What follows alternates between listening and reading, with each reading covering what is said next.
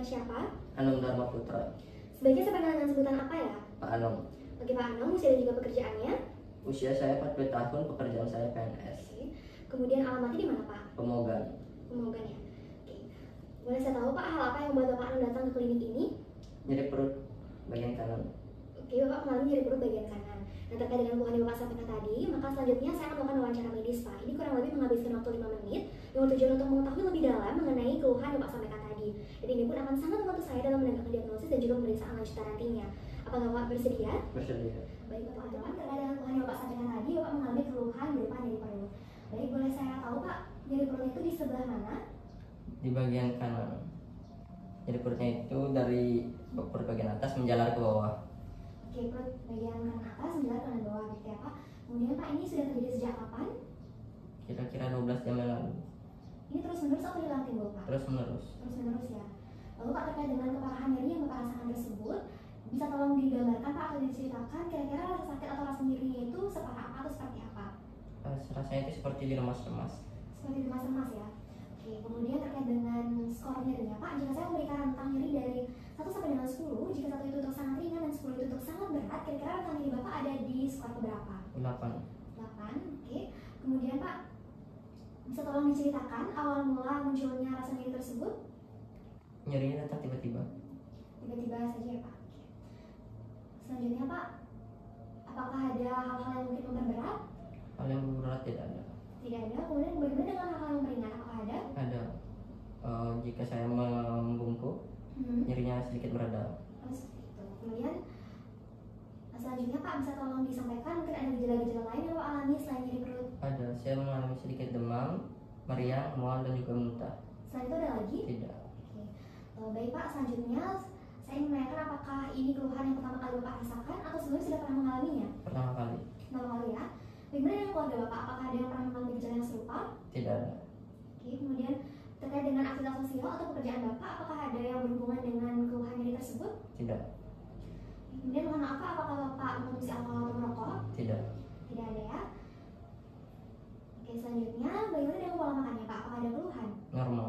Sama saja. Bagaimana dengan buang air besar? Buang air besar saya itu 2 kali dalam seminggu.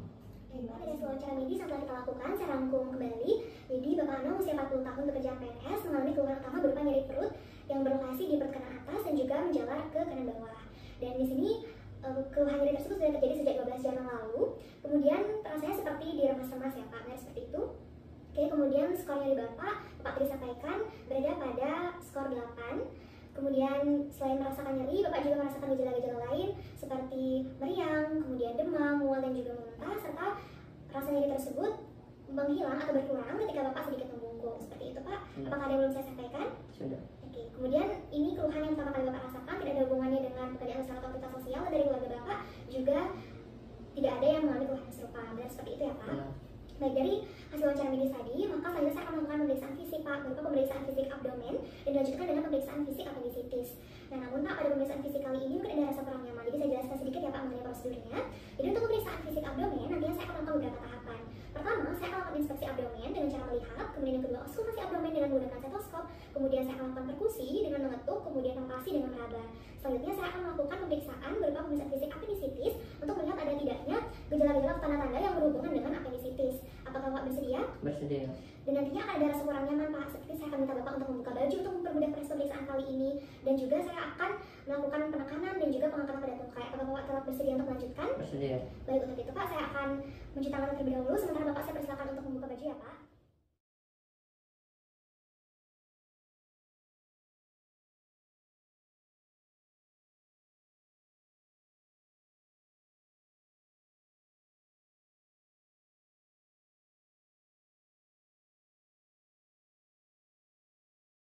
Bapak, saya persilakan untuk berbaring di bak pemeriksaan.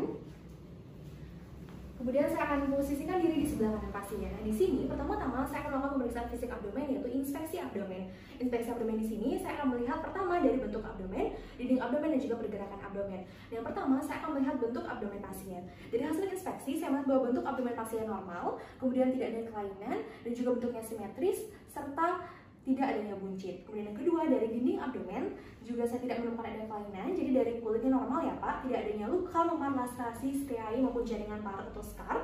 Kemudian tidak ada dilatasi vena dan juga tidak adanya kelainan pada umbilikus maupun juga inguinal. Kemudian yang ketiga adalah dari pergerakan abdomen, juga saya tidak melihat adanya abnormalitas dari inspeksi, maka saya akan melakukan auskultasi abdomen dengan menggunakan stetoskop, di mana pertama-tama saya akan menggunakan stetoskop saya.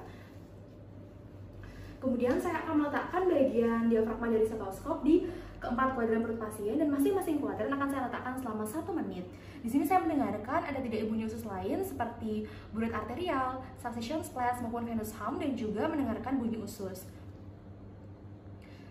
Baik dari hasil auskultasi abdomen dengan menggunakan stetoskop, dari hasil auskultasi tersebut saya memperoleh bahwa bunyi usus pasien normal, yaitu 5 sampai dengan 20 kali per menit, dan juga tidak adanya bunyi usus lain seperti succession splash, kemudian venous hum dan juga buret arterial. Setelah melakukan auskultasi abdomen menggunakan stetoskop, maka saya melakukan perkusi, yaitu pemeriksaan shifting dullness yang merupakan suatu pemeriksaan ASI test. Di sini pertama-tama saya akan melakukan perkusi dimulai dari umbilikus yang merupakan bagian puncak dari abdomen ke lateral kiri dan juga lateral kanan untuk menentukan batas perubahan suara dari timpani ke redup. Dan anggap saja saya telah menemukan batas perubahan suara tersebut, maka saya akan meletakkan jari plesimeter saya pada batas perubahan suara tersebut, dan kemudian saya akan meminta pasien untuk miring kontralateral dari gerakan perkusi. Bapak, mohon maaf Pak, bisa tolong miring ke kiri.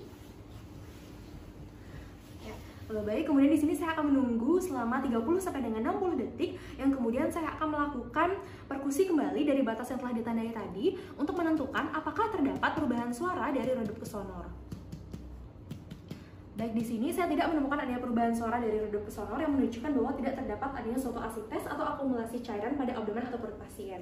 Selanjutnya setelah melakukan perkusi, maka saya akan melakukan palpasi abdomen. Palpasi abdomen saya lakukan dengan cara pertama-tama saya akan melakukan palpasi superficial terlebih dahulu, kemudian dilanjutkan dengan palpasi deep atau palpasi dalam. Nah, caranya adalah saya akan meletakkan tangan kanan saya yang saya tempelkan pada bagian abdomen atau bagian perut pasien, dan Bapak mohon untuk menyampaikan ya Pak jika memang terasa nyeri pada saat saya lakukan palpasi. Jadi sudah mengerti Pak? Baik, kemudian di sini saya akan lakukan palpasi superficial terlebih dahulu menggunakan satu tangan saya pada keempat kuadran perut pasien, dan sekaligus saya juga akan memperhatikan ekspresi dari wajah pasien. Nyeri Pak? Baik, di sini dari hasil palpasi superficial ditemukan ada yang nyeri pada perut kanan bawah pasien, yang kemudian selanjutnya saya akan lanjutkan dengan melakukan palpasi dalam dengan menggunakan 2 tangan. Baik Pak, dengan cara yang sama, mohon untuk menyampaikan jika memang terasa nyeri ya Pak. Di sini saya akan melakukan palpasi dalam menggunakan 2 tangan saya, sekaligus juga perhatikan wajah pasien.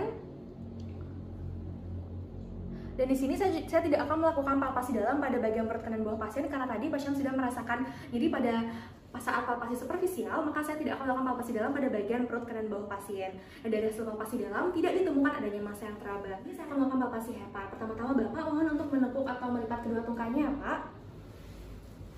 Oke, bagus. Dan di sini pertama-tama saya akan melakukan palpasi hepar dengan cara saya akan menekan bagian dinding abdomen dari perut pasien dengan menggunakan sisi palmar radial dari jari tangan kanan saya. Nah, kemudian di sini saya akan melakukan palpasi pada lobus hepar kanan terlebih dahulu. Caranya adalah saya akan meletakkan jari tangan kanan saya pada regio ilia ke kanan. Mohon maaf ya Pak. Saya akan letakkan pada regio ilia ke kanan dengan sisi palmar radial dari jari tangan kanan saya yang sejajar dengan arkus kosta kanan. Yang kemudian nantinya saya akan melakukan penekanan ke bagian dorsal atau ke bawah ketika pasien melakukan ekspresi maksimal. Kemudian saya akan lakukan pergerakan ke kranial ketika pasien melakukan awal inspirasi. Baik Pak, kita mulai. Silahkan tarik nafas Pak. Keluarkan. Ternafas Pak. Keluarkan. Ternafas Pak. Keluarkan. Ternafas Pak. Keluarkan. Baik, di sini dari hasil palpasi lobus hepar kanan saya tidak menemukan ada lobus hepar kanan yang teraba.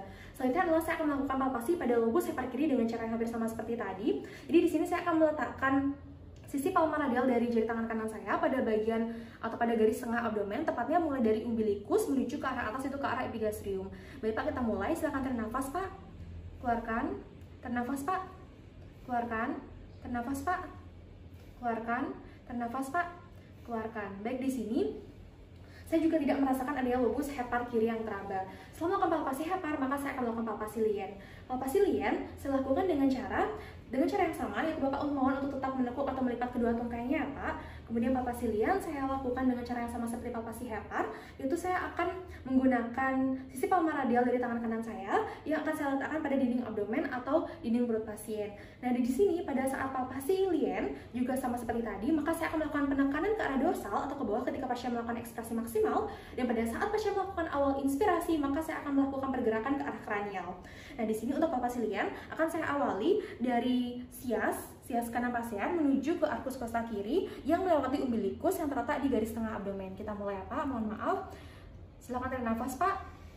Keluarkan. Tarik nafas Pak. Keluarkan. Tarik nafas Pak. Keluarkan. Tarik nafas Pak. Keluarkan. Tarik nafas Pak. Keluarkan. Baik, di sini saya tidak menemukan adanya lien yang teraba. Baik Pak, pemeriksaan fisik abdomen sudah selesai. Kita lanjutkan dengan pemeriksaan apendisitis ya Pak. Baik, selanjutnya saya akan melakukan pemeriksaan apendisitis untuk mengetahui ada tidaknya gangguan pada appendix, di mana pemeriksaan ini terdiri dari 5 langkah. Yang pertama McBurney sign, yang kedua Bloomberg test atau ribbon phenomenon, yang ketiga ada Rousing sign, yang keempat ada obturator sign, dan yang kelima ada Pessoa sign. Baik Pak, tolong diluruskan kakinya ya.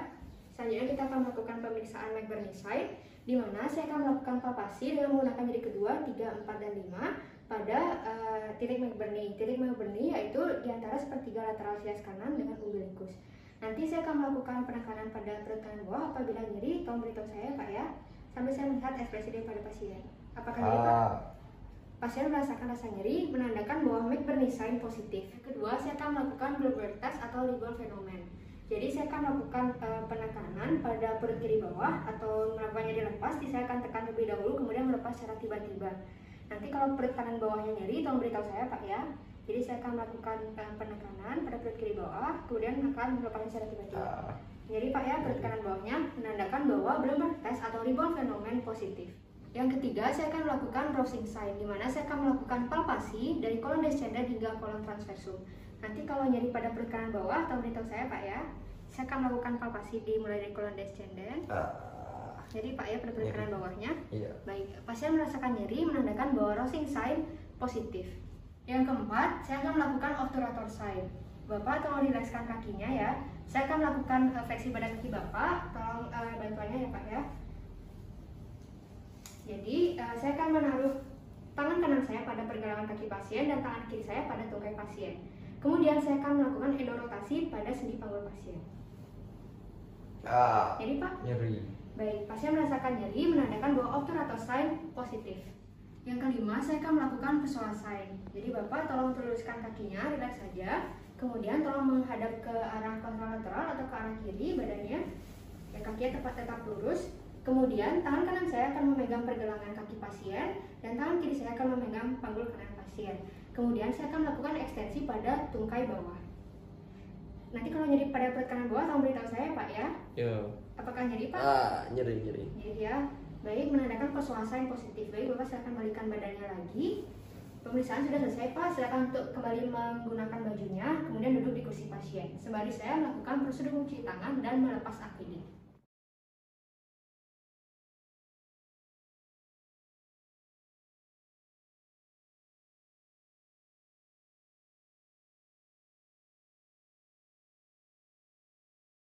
Baik, berdasarkan pemeriksaan tadi, yang pertama pemeriksaan abdomen, Bapak mengalami nyeri pada perut kanan bawahnya. Kemudian pada pemeriksaan apendisitis dengan 5 langkah dinyatakan positif. Sehingga saya mendiagnosis Bapak mengalami apendisitis akut. Namun ada kemungkinan penyakit lainnya Pak, seperti infeksi saluran kemih, karsinoma kolon ataupun yang lainnya. Sehingga diperlukan pemeriksaan lebih lanjut seperti USG ataupun laboratorium darah lengkap. Apakah Bapak bersedia? Bersedia. Baik, apabila bersedia nanti saya membuatkan surat rujukannya Pak ya. Sebelumnya ada yang ingin ditanyakan dulu Pak? Setelah saya melakukan USG dan cek darah lengkap itu, selanjutnya saya ngapain? Baik, setelah nanti hasilnya keluar, baik USG dan darah lengkapnya, nanti Bapak datang lagi ke kami. Kemudian apabila nanti setelah dinyatakan positif apendisitis, maka akan dilakukan, saya akan melakukan tata laksana farmakologi berupa injeksi ceftriaxone 1 gram. Kemudian saya akan membuat rujukan ke dokter spesialis bedah. Bagaimana Pak? Bapak bersedia? Bersedia. Baik, saya membuat surat rujukannya Pak ya. Baik, ini surat rujukannya Pak. Apa ada yang ingin ditanyakan lagi? Tidak. Baik, jika tidak, terima kasih Pak. Semoga cepat sembuh.